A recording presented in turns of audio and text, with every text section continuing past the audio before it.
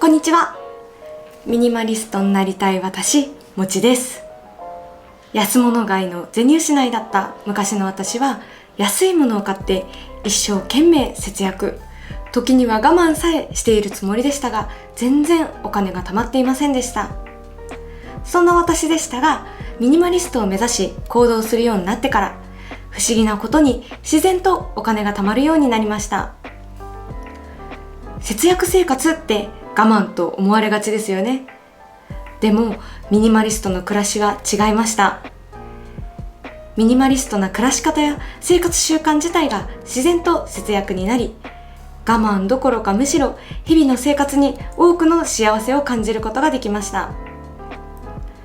そんな私が実践しているミニマリストになりたい私流の我慢しない、お金を使わない習慣9選をご紹介します。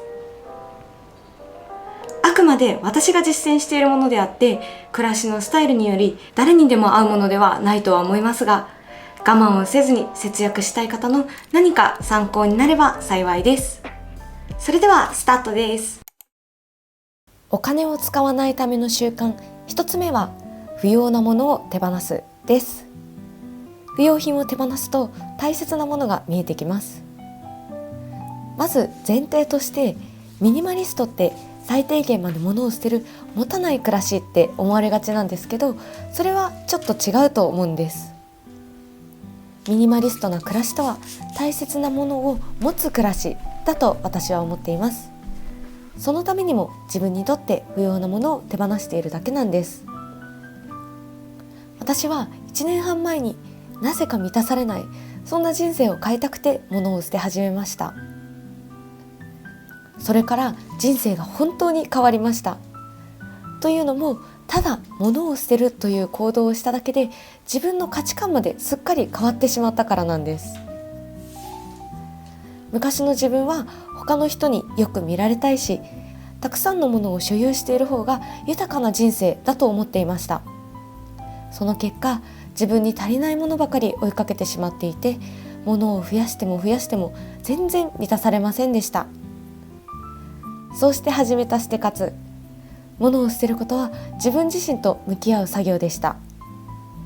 家の中にある不要なものを手放すことで、自分にとって本当に大切なものは何かを知ることができました。そして暮らすのに十分なものはすでに持っていることにも気づかされました。他の人によく見られたいと所有していたものを手放すと、人と比べても幸せにならないことに気づかされ、物欲自体どんどん消えていきました。それに物を手放すって本当に心苦しいんですよね。手放す痛みを知ると、買い物のハードルもぐっと上がりました。捨て活は一番の節約術です。お金を使わないための習慣2つ目は家計簿をつけるです。家計簿をつけることで支出をコントロールしながら暮らせるようになりました。家計簿をつけていなかった頃の私は、なんとなくでお金を使っていましたが、実はちりつもで出費がかさみ、給料よりも支出が高い状態でした。家計簿をつけてからそんな状態にようやく気づき、今では家計簿を使って支出をコントロールできるようになりました。ここでちょっと変わった私流の家計簿のつけ方を紹介したいと思います。私はあえて手入力をするタイプのシンプル家計簿というアプリを使っています。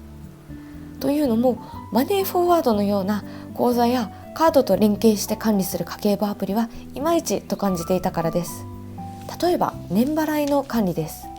支払い月だけ高くなってしまい、実際月あたり生活コストがどのくらいかかっているかが把握できません。また支払い後即連携されないのも気になるポイントでした。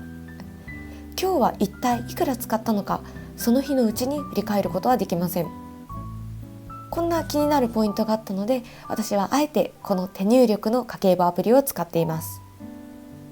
支出・収入の繰り返し設定という便利な機能があるのですが、最初に設定さえ済ましてしまえば、後の管理は楽ちんです。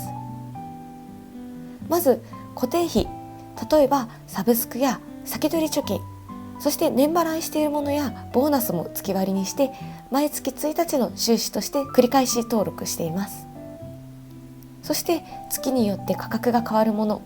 給料やスマホ代、光熱費等の固定費は値段が確定した日の翌日1日の収支として毎月手入力で登録します。月始めには自分があといくら使えるのか見えた状態になり、使った都度家計簿をつけるだけになります。そうすると残額を意識しながらお金を使うようになりました。月終わりにもお金が残っていれば丸々貯金になるので、どれぐらいお金を残せるのかゲーム感覚で楽しんでいます。私が使っている家計簿アプリは概要欄にリンクを掲載してますので、気になる方は見てみてください。お金を使わないための習慣3つ目は、運動を習慣化するです。物欲を運動習慣に置換させましょう。浪費をしてしまう大きな要因はストレスだと思っています。ストレス発散のために私はお酒を飲んだり、お菓子を買って一気に食べたり、衝動買いをしたりと、とにかく物で気を紛らわせていました。でもストレスが発散されるのはその一瞬だけで、全然暮らしは満たされなかったんです。その理由は、これらが全部成功や報酬といった快楽であるドーパミン的幸福と呼ばれる幸福の種類だからなんです。お酒を飲んだり買い物をすると、脳内からドーパミンという幸せホルモンの一つが分泌され、一時的に高揚し幸せを感じますが、効果はその一瞬だけしか持続しません。そしてまた幸せを得ようとお酒を飲んだり買い物をしなければならないので、依存にもつながりやすいです。なのでこのように物に依存するドーパミン的幸福だけでストレスを解消するのは危険なんです。そこで日々のストレスの解消のためには、幸せの土台である心と体の健康に関するセロトニンだったり、続いて重要な人とのつながりで感じるオキシトシンというホルモンによる幸福で満たしてあげるのがとっても効果的で、心も安定します。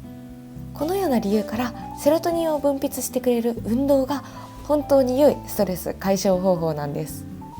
私はかれこれ2年ぐらい毎朝ストレッチと筋トレを続けています。朝起きたら太陽光を思いっきり浴びます。太陽光を浴びることもセロトニンの分泌につながり、幸福を感じられます。そして日頃のデスクワークで肩がバキバキなので、肩こり解消のストレッチ、続いて鍛えたい腹筋のトレーニングをやっています。朝から筋トレをすると気分も明るくなりますし、目がバッチリ覚めて何か行動しようという活力も生まれます。一時期筋トレをサボっていた時期があったのですが、その時期はなんだか気分が落ち込んでいて憂鬱感がありました。でも筋トレを再開したら気持ちが明るくなったんですね。今ではもう逆にやらないと気持ち悪いぐらい欠かせない日課になりました。そして朝からできたという小さな成功体験は自分にも自信を与えてくれています。片道約2キロ徒歩通勤しているのですが、それもとても良い運動習慣になっています。日々の満たされない感情やストレスをお酒や散財ではなく運動することに置換できるようになってから、お金も貯まるようになりましたし、さらにはストレスを根本から退治できるようになり、日々の幸せ度も高まりました。お金を使わないための習慣4つ目は、早寝早起きをするです。夜のお金を使ってしまう悪習慣を手放すことができます。夜はなんだか満たされない気持ちを埋めるために目的なくだらだらと SNS を徘徊していました。疲れていて判断能力も鈍っているので衝動買いをしてしまうことも多かったです。勉強とか読書とか趣味とかそんな高度なことはできず、毎日今日一日に心残りを感じながら眠りについていました。でも仕事で疲れ切った夜はだらけてしまって当たり前ですよね。そこでそんな夜はさっさと諦めて寝てしまい、朝早く起きて活動するようになってから暮らしが変わりました。朝早く起きると生活のリズムが整い、ストレスが小さくなって睡眠の質も上がると言われています。私はだいたい朝4時から5時半で目が覚めた時に起きるようにしています。起きたら筋トレをしたり、読書をしたり、家事をしたり、少なくとも何か一つは取り組むようにしています。ただ朝日を浴びながらぼーっと何もしないことをしていることもありますが、そんなのんびりな朝も心が落ち着きます。そんな風に朝を過ごすと、今日も充実した一日だったと思えるようになり、夜も心残りなく早く寝れるようになりました。朝方の生活になることで夜の無駄遣いの習慣が消えましたし、暮らしの充実度も上がった気がします。お金を使わないための習慣5つ目は、平日はノーマネーデーにするです。これは本当に効果的でした。思い返してみれば、会社帰りコンビニでお菓子を買ったり、駅ビルに用もなく入ってなんとなくコスメやお洋服を買ってしまったり、夜にネットショッピングで勢いでポチッとしちゃったり、平日に使ったお金そのほとんどが無駄遣いでした。平日はノーマネーデーにしてからたくさんの無駄遣いをなくすことができました。友人と会う約束だとか食材が切れてしまったりなど、平日にお金を使う用事がある時もあるので、完璧は目指していません。ですが、できる限りある食材でやりくりしたり、消耗品がなくても週末までなんとかならないか試しながら過ごしています。家計簿アプリでお金を平日に使っていないことが見えると、自分頑張ってると思えて、お金を使わない暮らしのモチベを継続できています。仕事後に家に直帰できるようになって、おうち時間が増えたのも良かったです。お金を使わないための習慣6つ目は、買うものリストと欲しいものリストをつけるです。2つのリストを使うようになってから、余計なついで買いや衝動買いを防げるようになりました。買うものリストは、買う必要があるものをつけているリストです。普段から在庫がなくなる都度買わなければならない日用品と食品をメモに控えています。スーパーやドラッグストアに行くときは、このリストに書かれているものだけを買うことで、余計なついで買いや買い忘れを防げています。欲しいものリストは、欲しいと思ったアイテムを控えているリストです。生活必需品以外で欲しいなと思ったアイテムがあれば、すぐに買うのではなく、必ずここで一定期間寝かせるようにしています。例えばネットショッピングでお得に買える日まで待とうと保留にしておくと、なくてもなんとか暮らせちゃうので、時間が経つほどに物欲が冷め、それほど必要ではなかったと気づくことがほとんどです。それでも本当に欲しいものは、口コミを徹底的にリサーチして納得してから買っています。時間をかけて悩みに悩んで買ったアイテムは、衝動買いしてしまったアイテムとは違い、とても満足感でいっぱいの買い物になります。この2つのリストに書かれているもの以外は買わないと決めてしまうことで、本当に必要なものだけを買えるようになりました。お店の滞在時間も短くなるので、これまで疲労感でいっぱいだったお買い物も楽になりました。お金を使わないための習慣7つ目は、お洋服はシンプルなものを選ぶです。本当におしゃれなのはシンプルなお洋服でした。昔の私はクローゼットに入りきらないくらい洋服を持っていました。なのにもかかわらず、なぜか着る服がないと安い服を買い、さらに捨てられない服を増やしてしまっていました。この2年間、新しい服を買うことをやめ、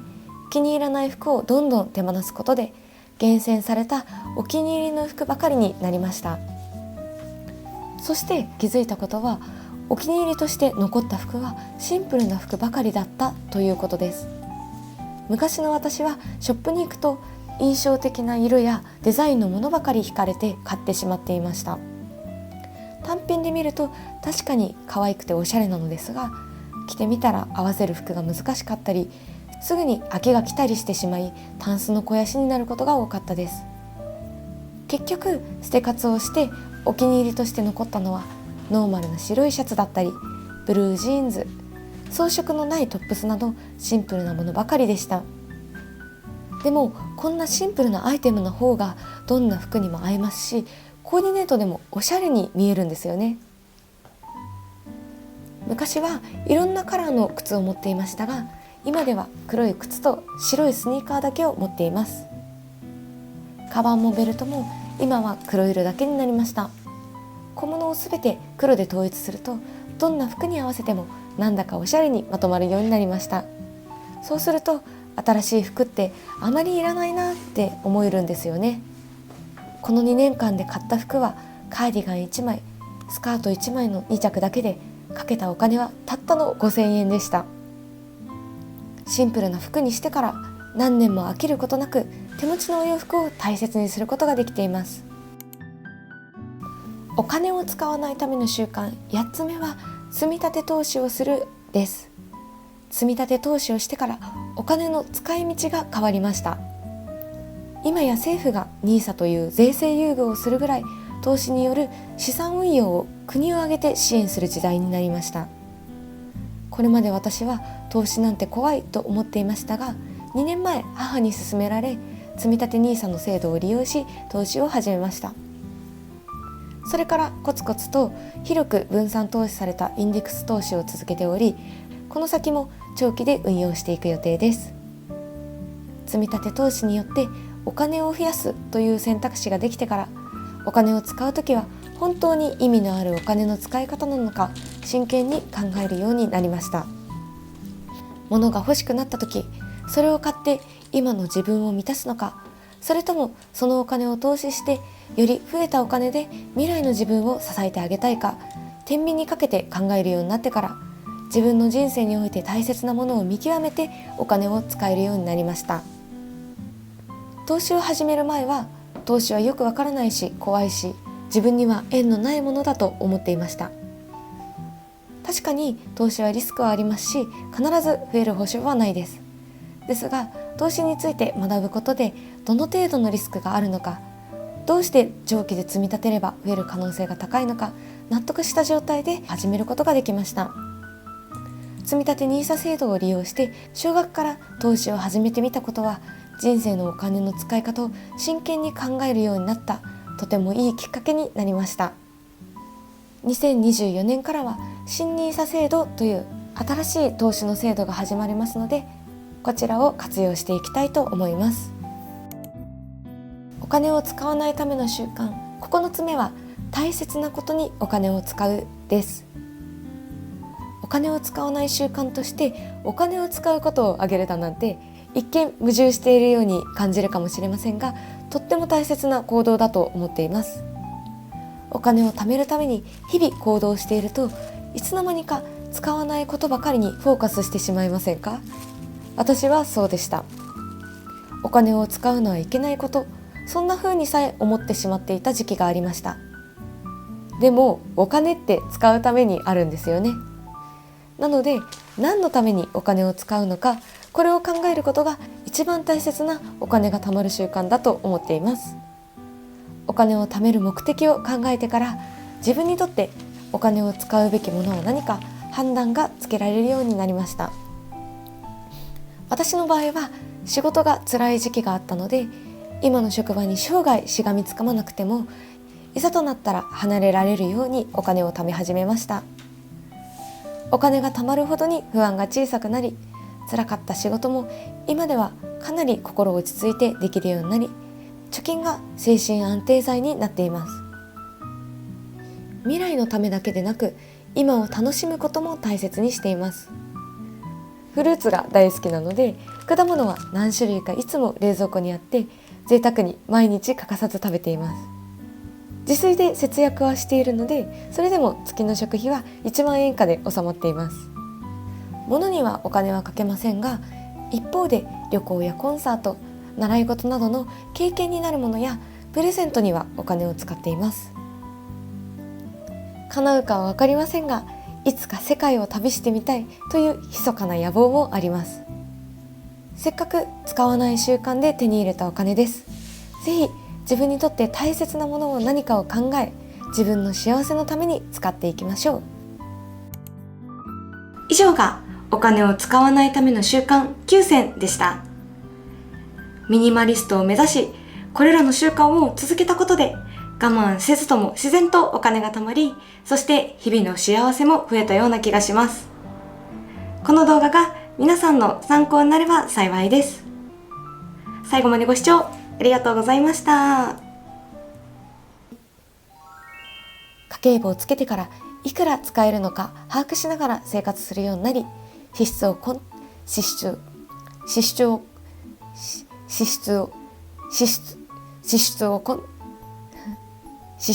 トロールできるようになりました。